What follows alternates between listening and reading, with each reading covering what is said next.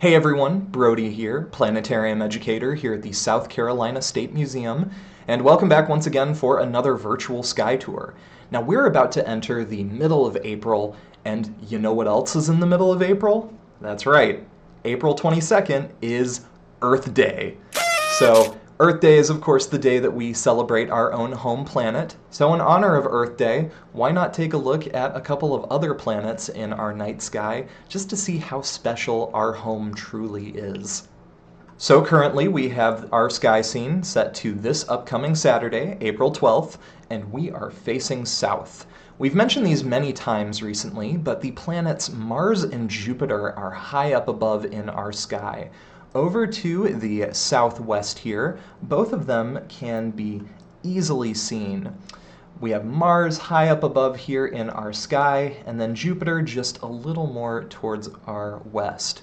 Both of these planets are slowly on their way out, setting towards the western horizon, but there are still plenty of time to visit these two planets. Now, comparing them to our own Earth, both of these planets are definitely not the most habitable. Now, with proper equipment, we could potentially visit Mars in the future. Jupiter, though, would be much harder. Jupiter is considered to be a gas giant. It's a big ball of gas, so there's no solid ground to stand on at all.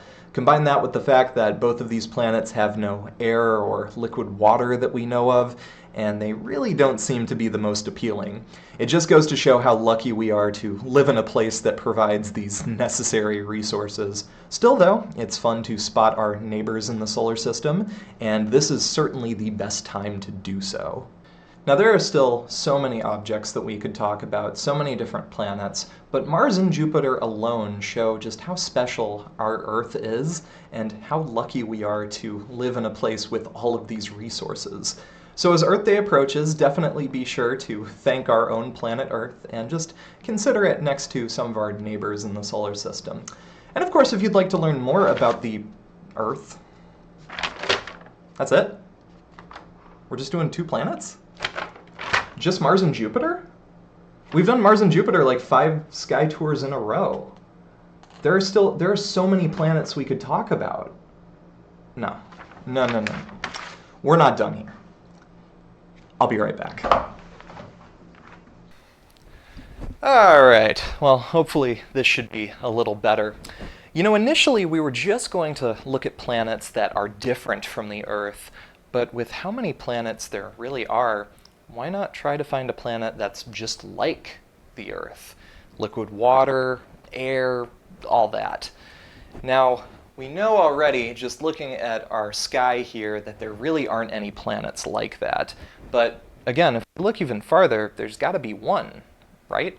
Now, just for reference, planets outside our solar system are called exoplanets. Scientists are constantly discovering potential exoplanets.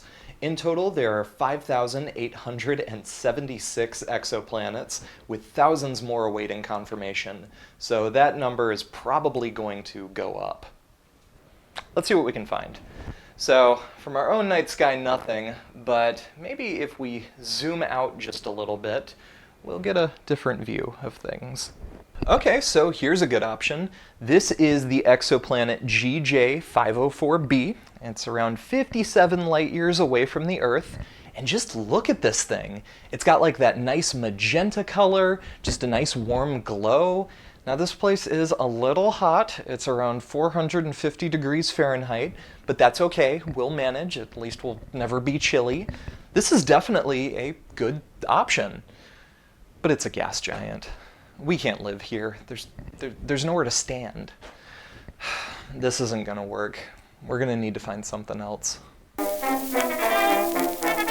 Okay, so here's another one. This is the exoplanet HD 189733b, these catalog numbers, and it's a little farther than our last planet, around 64 light years from the Earth. But it certainly looks like the Earth. It's got that nice blue. You can see some like clouds all around there. Could that be oxygen? Maybe we're on the right track. Let's take a look at the weather report. Brodie? Thanks, Brodie! HD187933B's in for a pretty eventful day. Not only does this planet have wind speeds of over 5,400 miles per hour, scientists theorize that this planet rains glass sideways. I certainly wouldn't want to get caught here without an umbrella. Also, it's a gas giant. Okay, well that's not going to work. We're going to need to narrow our search a little bit. We're going to need to find a planet in the habitable zone. This is an area where a planet is just far enough away from its star to where it's not too hot, not too cold, and where liquid water could possibly form. Oh hey, here's one. So this is the planet Kepler-22b. Now it's a little farther than our last two planets at around 635 light years, but man, look at this one. It's got the green and the blue, it's in that habitable zone, and it actually is theorized to have a lot of liquid. In fact, it's theorized to actually be fully an ocean world. Maybe this liquid has liquid water in there. Now, we don't know for sure, but this is certainly a good start. Let's try and find another one. Alright, just one more exoplanet here. This is the planet Kepler-452b. Now this is the farthest exoplanet we've talked about. It's 1,799 light years away. But comparing it to Earth, this is probably the closest we've gotten. It's right in that habitable zone, right in the inner edge of it. It's potentially rocky. This is sometimes considered to be Earth's cousin in a lot of ways. Now, of course, we don't know for sure what's actually going on the surface, but just from this view alone, that could be pretty close to Earth. This is certainly the closest we've gotten out of the planets we've talked about today.